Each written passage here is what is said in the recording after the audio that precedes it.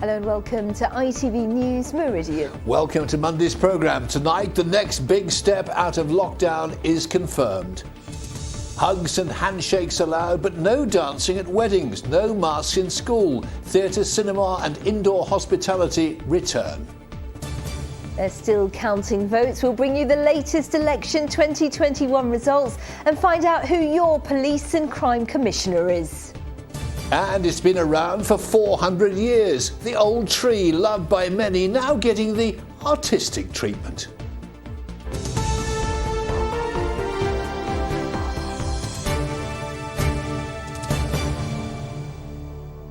Good evening.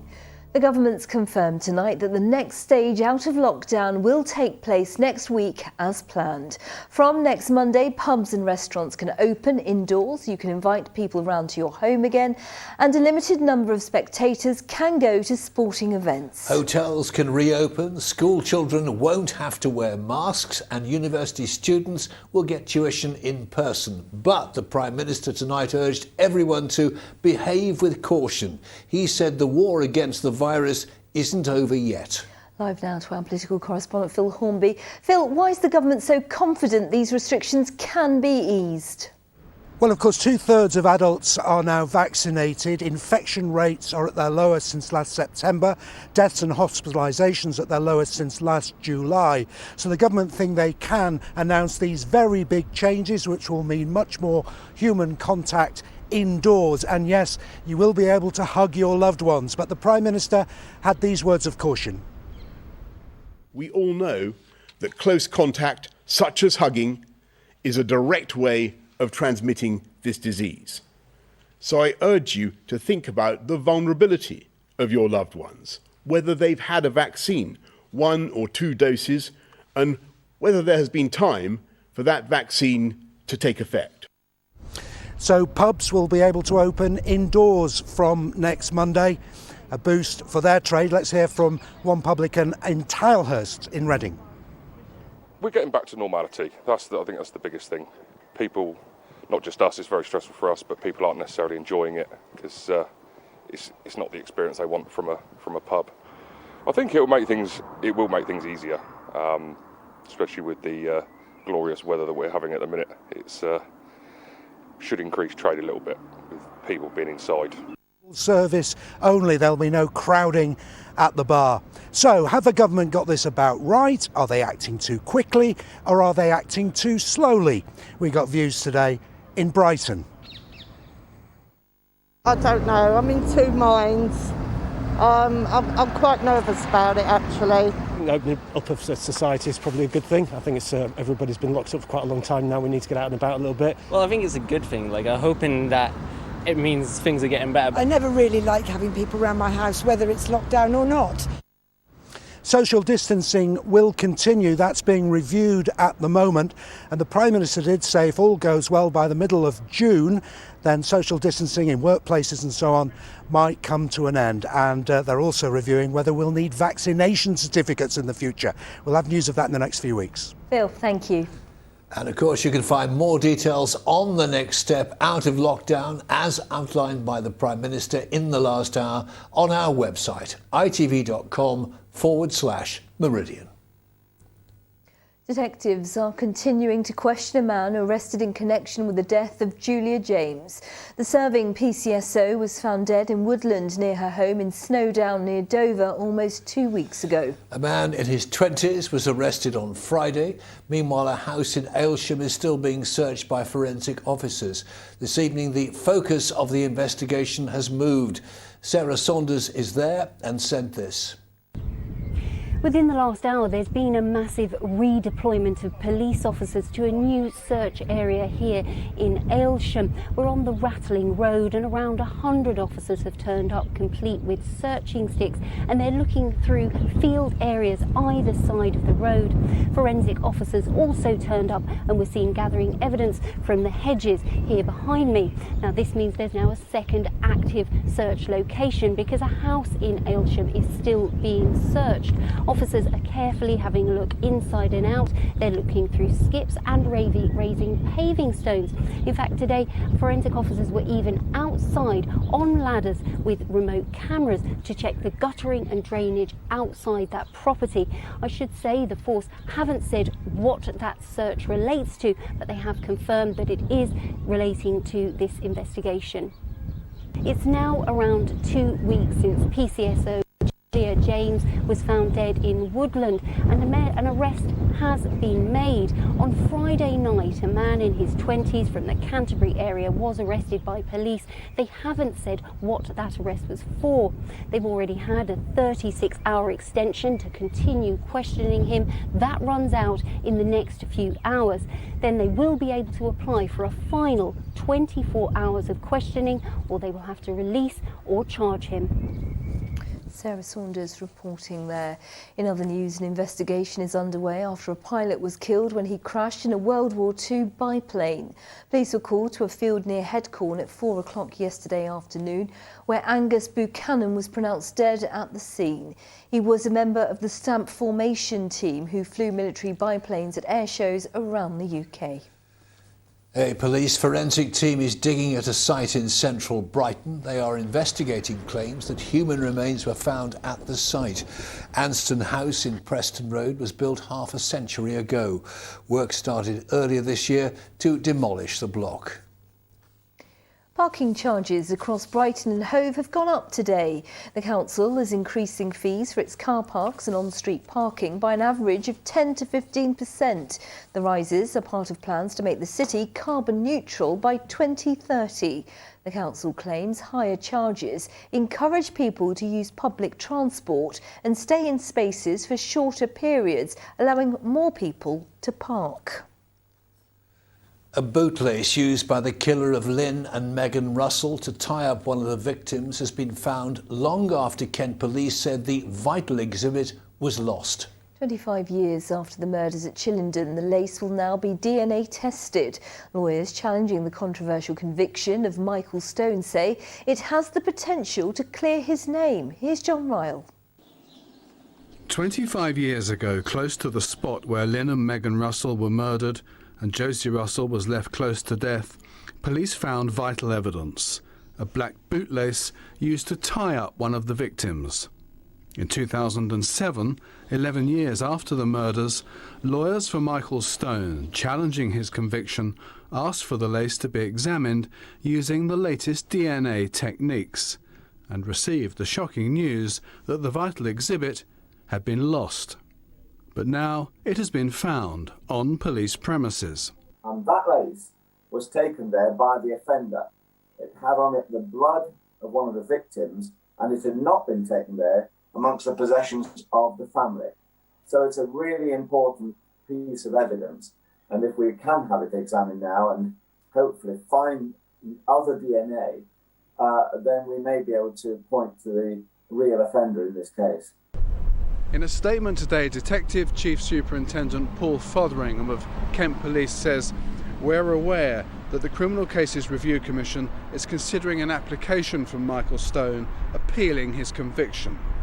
We're engaged with the Commission and have been providing them with all the relevant information and evidence required.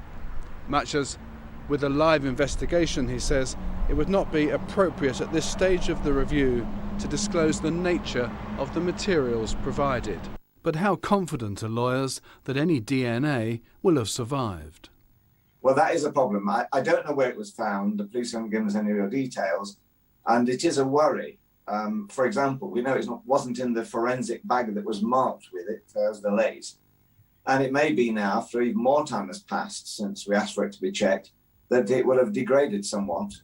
Michael Stone's lawyers and the Criminal Cases Review Commission, looking once again at the safety of his conviction, must now wait up to 2 months to see if a DNA profile can be found on the lace after so long in legal limbo. John Ryle, ITV News. And remember, for more local stories from Kent and Sussex, go to our website itv.com/Meridian.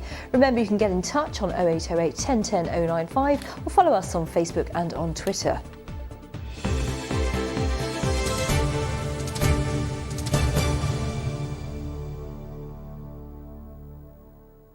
It's 6:10 and the ITV Evening News Hour continues with the national and the international news at 6:30. To London now, Mary Nightingale. The next stage of unlocking is confirmed as we're told it's safe enough to hug friends and family. From next Monday, we'll be able to go back inside pubs and hotels, but the government says it's up to us to manage the risks as our social life moves back indoors. The Labour leader's newly reshuffled team learns they'll soon face a by-election to test their new pitch to working-class voters. And the latest on the ongoing efforts to save the baby whale that's heading the wrong way up the Thames. Do join me for those stories and more at 6:30.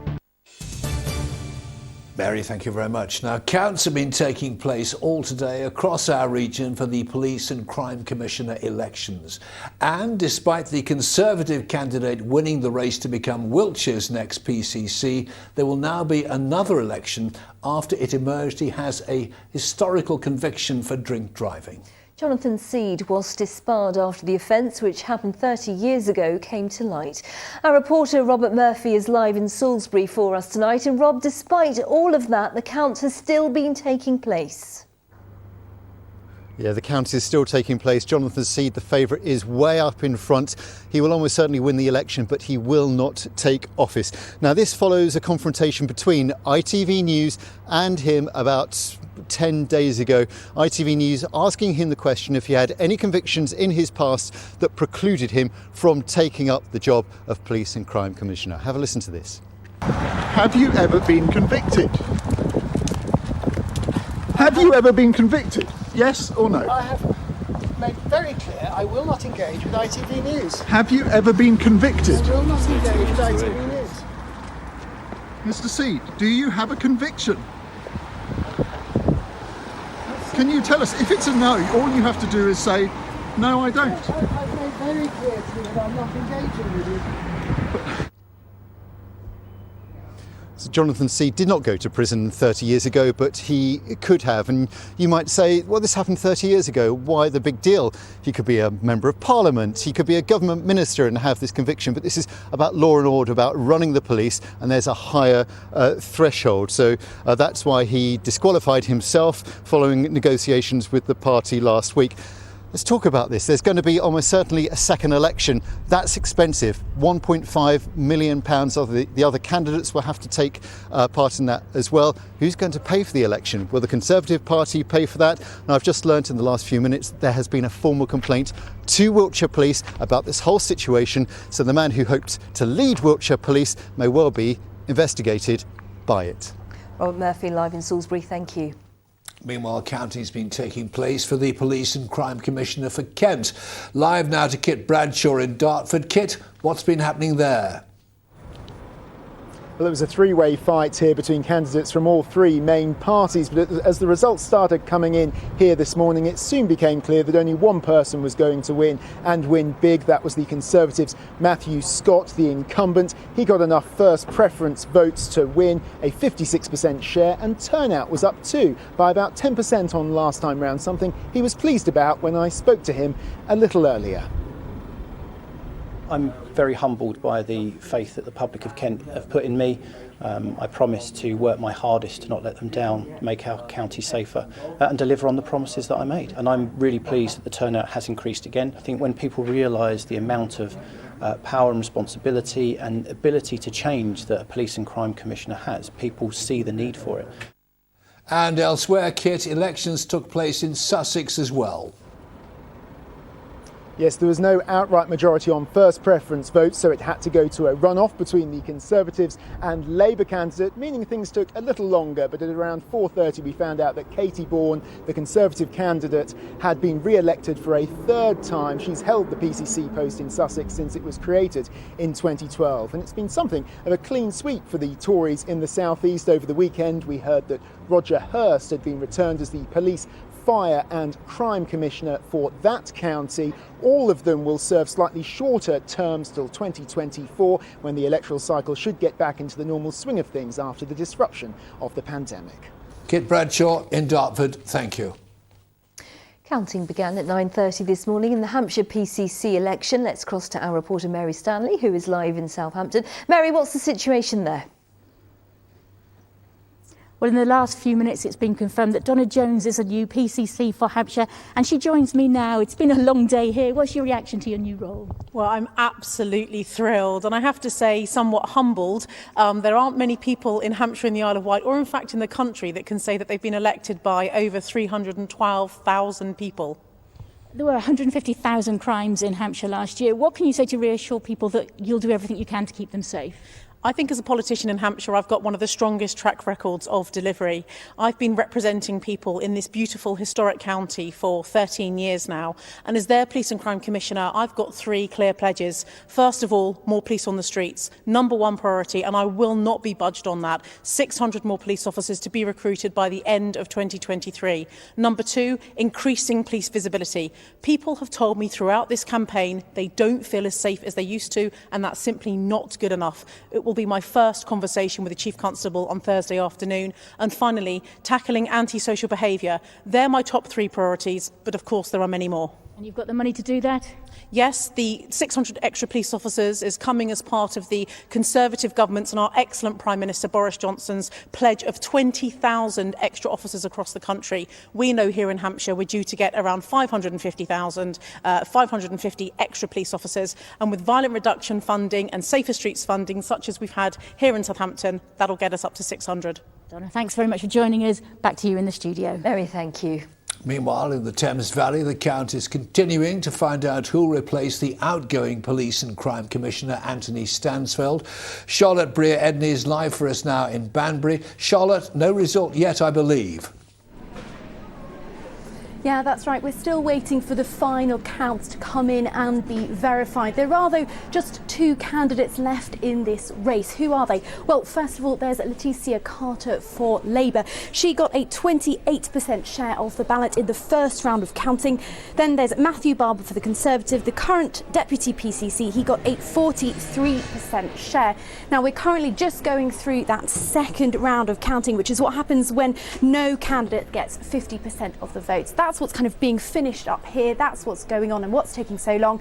And we should get a result very soon, though.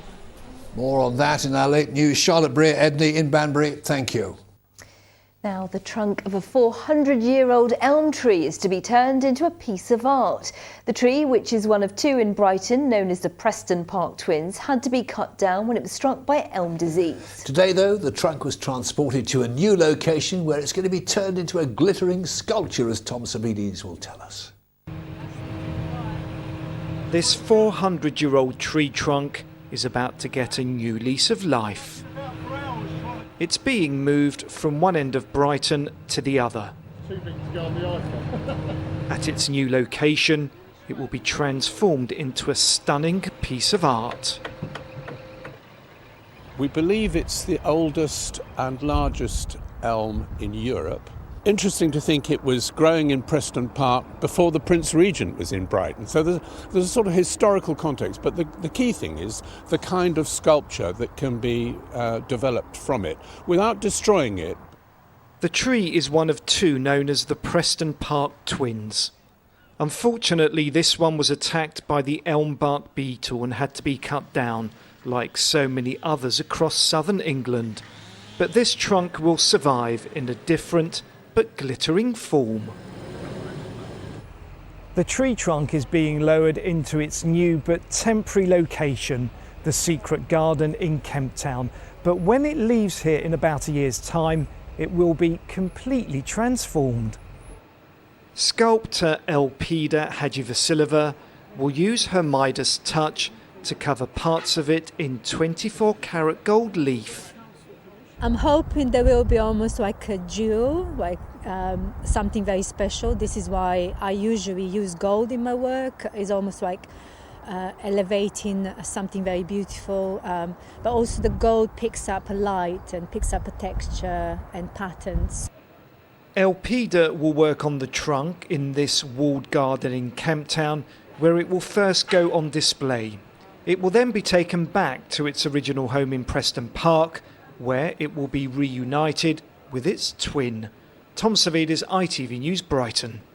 Yes, as Sangeeta said, a hunk of a trunk. A hunk of a trunk. Now, during the last 18 months, the list of those who've made a really positive difference to our lives is endless, from teachers to care workers, supermarket delivery drivers and many, many, many more.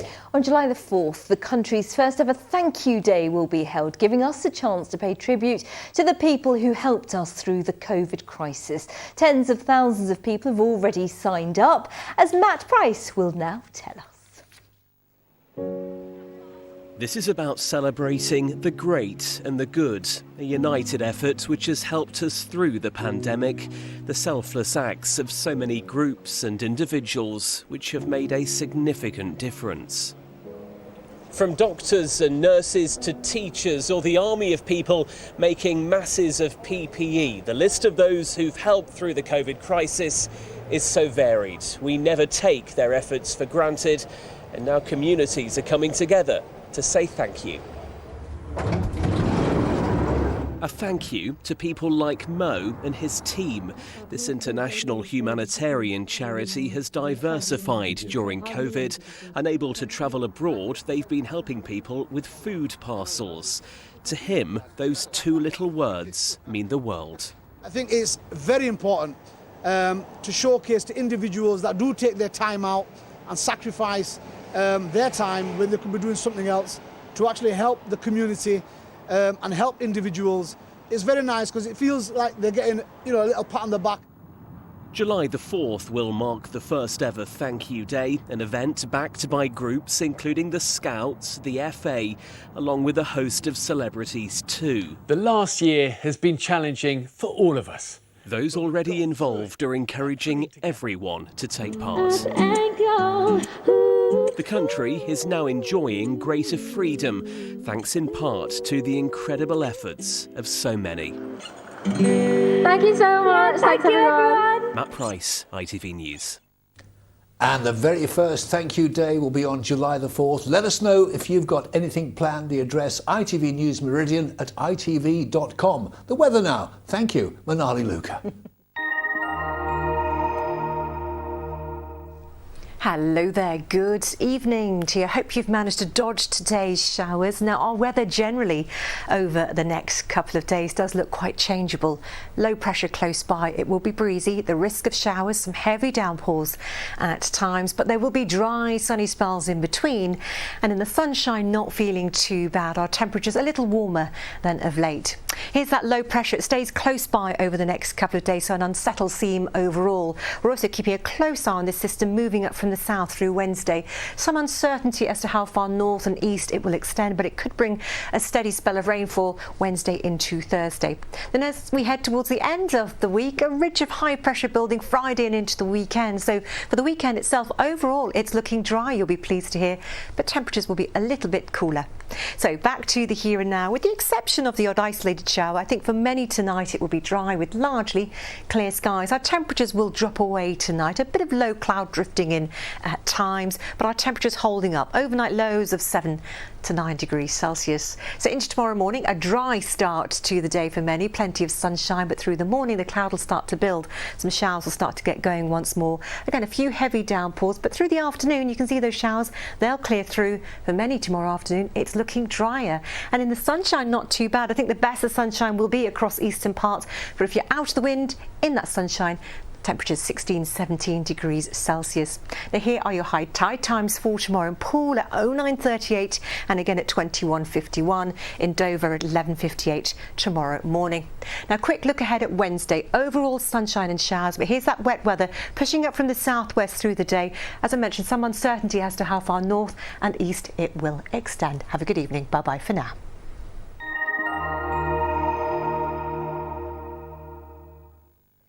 And in just a moment, the ITV Evening News Hour continues here with Mary Nightingale. Stacey Poole has our late news just after 10:30, but for now, from the team here at ITV Meridian, thank you for watching. Enjoy your evening. Take care. From us all. See you tomorrow. Bye-bye. Bye-bye.